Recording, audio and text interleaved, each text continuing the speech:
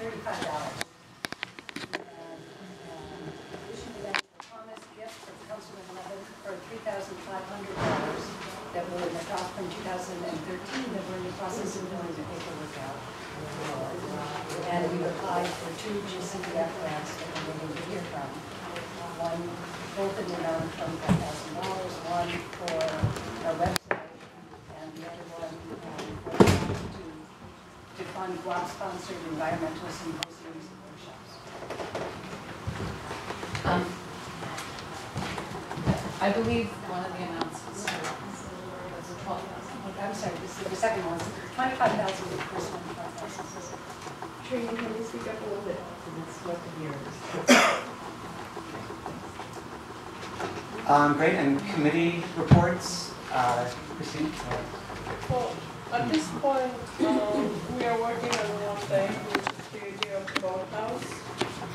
And presently, the DC together with the City Parks Foundations are looking into signing the lease.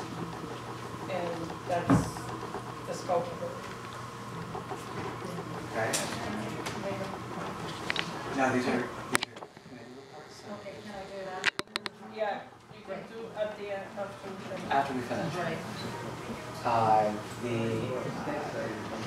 website. We had about 2,000 visits to the website in the month of November, and it's been steadily declining since then, which could be the cold weather or just the fact that people don't really think about parks in the middle of winter. We had also had, because of our shortage in funds, had to let our content editor, Heather, is she still there? Heather? Might still be outside. We had to let her go for a while. We're hoping that we get these grants, because part of the grants, the $25,000 grant, is to retain our content editor, so they can be the person that goes to the meetings and reports on things that GWAPP's doing and development and environmental issues in the neighborhood. Currently we have about 300 posts, we have 31 pages and hundreds of comments on the site. Our initial vision of having content written from the community guest editors and writers hasn't panned out exactly as we imagined. We're hoping to use part of the $25,000 to hire writers and videographers and editors who can come in with different points of view on different things that are happening in the neighborhood, such as maybe looking at doing a video project on the Superfund site, environmental problems with the Superfund site, or the Greenpoint Landing development, things like that. With the GCF money, and fingers crossed that we get it, we have several upgrades and enhancements to the website we'd also like to make, as well as we hire Heather, who keeps our content fresh. And eternal thanks to Heather, she's not here, but for making us look so good and for keeping the website running smoothly and well. So from the governance, our governance report, I'll take the opportunity to give you a bit of a background of why we're here tonight. GWAPP was founded, as many of you know, about 15 years ago as Greenpoint Williamsburg power plants by some community members, some of whom are still on the board tonight, and who realized it was going to take an extraordinary effort by the community to defeat this huge proposal by Con Ed to build a power plant on the Greenpoint waterfront. At the time, there was a perception that Greenpoint was deeply factionalized, and it was vital to the defense of the community that we present a united front of organizations working together in solidarity against this idea in order to beat the power plant. And in fact, that power plant and then a following one, the one proposed by TGE, was beaten with GWAPP's help. The distinctive thing about this was that there was a single focus to the fight that GWAPP was involved with. There were power plants being proposed for single sites by single operators, etc. And so the solidarity of the community behind it and the organizational structure designed to keep all these organizations together, meeting almost weekly at various points to develop strategy and create a battle plan, was absolutely vital to the way that defense worked. Over time, after the TGE, as the TGE TGE took years to play out, But as that, it became clearer and clearer that we were on our way to a victory, even if it was very protracted, the organization started to look at other issues, and the focus became broader. And then around that time, the name was changed to the Greenpoint Waterfront Association for Parks and Planning to embrace the idea that GWAPP was useful as a community, as a way of talking about issues that affected the whole community. And the battles were less intense, but the importance to the community of having people who are committed to looking at issues that affected it remained. GWAPP board members are still active. They attended what had been members' meetings kind of evolved into town halls. The town halls went from biannual to annual to not quite so annual. But there were still, GWAPP board members were still active, attending meetings, hosting park forums. We did a city council candidate debate.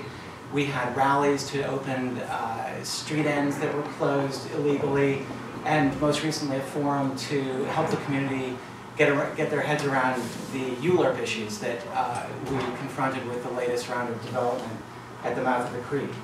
In 2011, GWAPP got a grant from Hudson River Foundation to revitalize our website, and that's become this vital hub for trading information about issues, and has given GWAPP, with less impact on board time and so on, the chance to communicate back and forth with the community. All of this activity has happened, the activity I just mentioned, has happened in the 6 or 7 years since the last real formal members' meetings. And with some prodding from a board member, we recognized that we were not operating in accordance with our original bylaws. And the bylaws, as a membership organization, required that members gather and vote on every significant action that the organization take. Just setting up, not only were we not in accordance with them, but as our rickety sense of even who are our members, many of the members on our letterhead had either dropped off or were defunct by now. We just hadn't been paying attention to the member organizations while still operating, going to meetings and so on.